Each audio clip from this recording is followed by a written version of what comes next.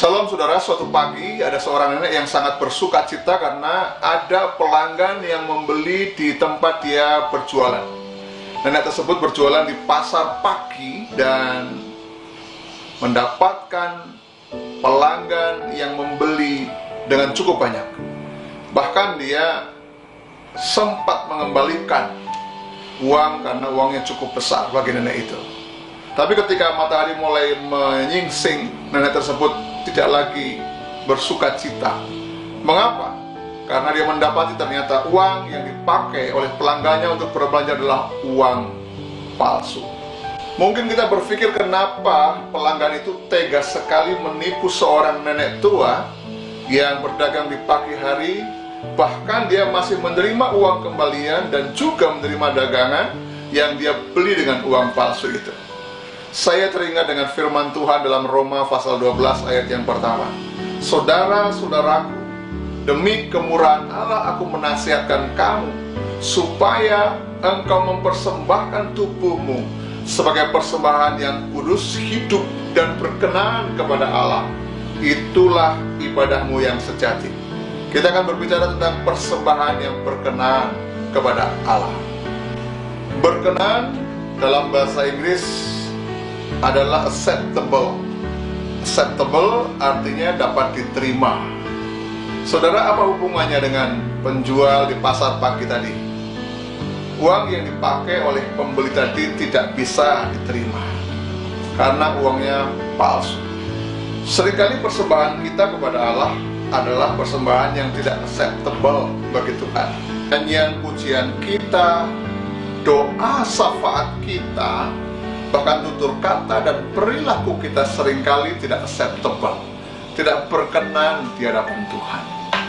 Mengapa persembahan kita tidak berkenan? Yang pertama, karena kita tidak tulus dalam mempersembahkan persembahan kita. Persembahan kita penuh dengan kepura-puraan. Persembahan kita hanya ritualitas.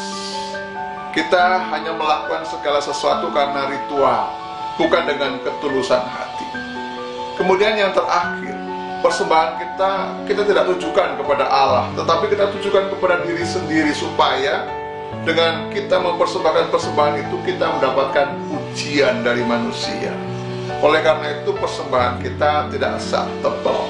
Lalu bagaimana supaya kita bisa mendorong hidup kita bisa mempersembahkan persembahan itu sehingga persembahan kita berkenan bagi Allah? Roma pasal 1 tadi mengatakan demi kemurahan Allah. Beberapa kali saya sampaikan, kemurahan Allah selalu diperhadapkan dengan pelanggaran-pelanggaran kita. Pelanggaran kita, pemberontakan kita diperhadapkan dengan kemurahan Allah. Karena kita yang melanggar dan harus dihukum, tetapi Allah murah hati. Oleh karena itu persembahkanlah tubuhmu. Karena kita memberontak dan harus dihukum, tetapi Allah murah hati. Karena itu persembahkanlah tubuhmu sebagai persembahan yang berkenan kepada Allah. Orang yang bisa memahami kemurahan Allah karena dia tidak dihukum oleh Allah, dia bisa mempersembahkan persembahan tubuhnya yang berkenan, acceptable bagi Tuhan, bisa diterima bagi Tuhan. Nenek tadi masih memberikan barang, bahkan memberikan uang kembalian, tapi tahu siang harinya dia ketipu. Pertanyaannya, apakah Tuhan bisa kita tipu? Tidak.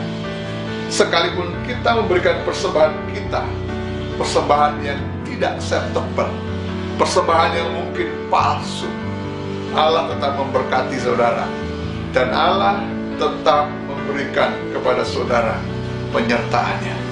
Masalahnya adalah di mana nurani kita? Sudah diampuni, mendapatkan kemurahan, tetapi tidak bisa mempersembahkan persembahan dengan ketulusan hati. Kiranya Tuhan menolong kita semuanya.